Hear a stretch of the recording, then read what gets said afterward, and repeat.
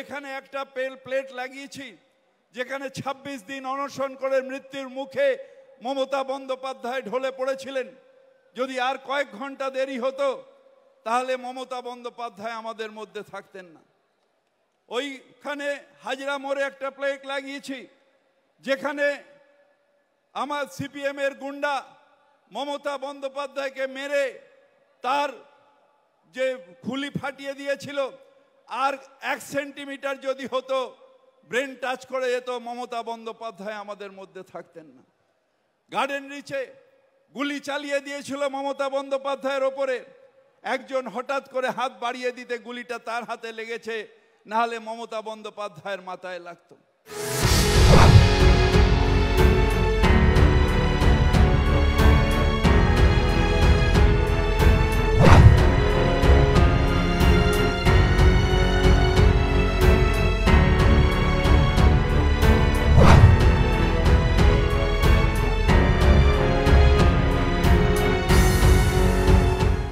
মানুষের পাশে থেকে মানুষের সেবা করা, এইটা মমতা বন্দ্যোপাধ্যায় শিখিয়েছেন। এবং সেই মানুষের সেবা করতে করতে আজকে আমরা গর্বের সাথে বলতে পারি যে মমতা বন্দ্যোপাধ্যায় তার নিজের যে দিক, সেই দিক নিজে সৃষ্টি করেছেন। এখানে একটা প্লেট লাগিয়েছি যেখানে ২৬ দিন অনশন করে মৃত্যুর মুখে মমতা বন্দ্যোপাধ্যায় ঢলে পড়েছিলেন। যদি আর কয়েক ঘন্টা দেরি হতো তাহলে মমতা বন্দ্যোপাধ্যায় আমাদের মধ্যে থাকতেন না। ওইখানে হাজরা মোড়ে একটা প্লেট লাগিয়েছি যেখানে আমার সিপিএম এর গুন্ডা মমতা বন্দ্যোপাধ্যায়কে মেরে তার যে খুলি ফাটিয়ে দিয়েছিল, আর 1 সেন্টিমিটার যদি হতো ব্রেন টাচ করে যেত, মমতা বন্দ্যোপাধ্যায় আমাদের মধ্যে থাকতেন না। গার্ডেন রিচে গুলি চালিয়ে দিয়েছিল মমতা বন্দ্যোপাধ্যায়ের ওপরে, একজন হঠাৎ করে হাত বাড়িয়ে দিতে গুলিটা তার হাতে লেগেছে, নাহলে মমতা বন্দ্যোপাধ্যায়ের মাথায় লাগতো।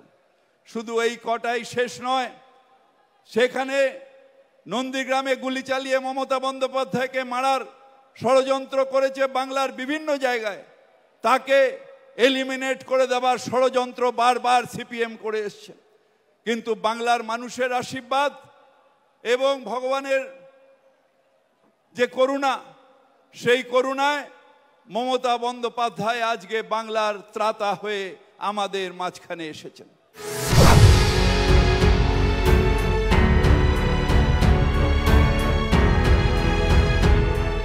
সুব্রত বক্সী আপনাদের বিস্তারিতভাবে বলেছেন, তৃণমূল কংগ্রেস এমনি সরকারে আসেনি। তৃণমূল কংগ্রেস শুধু মিছিল মিটিং করে বামফ্রন্টকে তথা সিপিএমকে বাংলার থেকে দূর করেনি। তৃণমূল কংগ্রেস অনেক রক্ত, অনেক জীবন, অনেক আন্দোলন করে করে করে করে এসে জীবন ঝরিয়ে, রক্ত ঝরিয়ে তবে গিয়ে বাংলাকে সিপিএম মুক্ত করেছে। তাই এই দল, যেটা আমরা সব সময় বলি, মমতা বন্দ্যোপাধ্যায় বলে, এই দল আমাদের কারোর কাছে অভিলাষের বস্তু নয়। আমাদের এই দল কারোর কাছে আমরা বিলাস করব তার বস্তু নয়। এই দল নিজেকে জাহির করার বস্তু নয়। এই দল কোনো রকম অন্যায়ের বিরুদ্ধে যে দাঁড়াবে, এটা তার দল। সেই লড়াই দেশ বাঁচানোর লড়াই, সেই লড়াই আমাদের দেশকে সুরক্ষিত রাখার লড়াই, যে লড়াই সাম্প্রদায়িক শক্তি আজকে খুঁড়ে খুঁড়ে খেলেছে।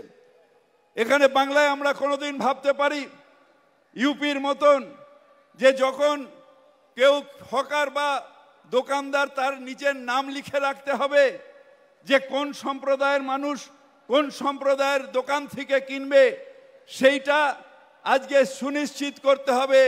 এইভাবে ডবল ইঞ্জিনের সরকার চলছে, অর্থাৎ মানুষের মধ্যে ভেদাভেদ সৃষ্টি করার, দেশকে একবার এই আরএসএস ভাঙন দিয়েছে, আমরা তার যে করে হোক রুখব। তাই যে কথা বলছিলাম যে আমাদের লড়াই মানুষের স্বার্থে লড়াই, আমাদের লড়াই দেশ সুরক্ষার লড়াই, আমাদের লড়াই একসাথে থাকার লড়াই। তাই মমতা বন্দ্যোপাধ্যায় বারবার বলেন, ধর্ম তোমার ধর্ম আমার, কিন্তু উৎসব সবার। ঠিক যে আমরা যেরকম দুর্গা পুজো আসছে আমরা সবাই মেতে যাব, কালী পুজোয় আমরা সবাই মেতে যাব, ঈদে আমরা সবাই মেতে যাই, কিছুদিন আগের মহরম গেছি, আবার ক্রিসমাস আসছে, আমরা সবাই সেই নিয়ে আনন্দ উৎসব করব।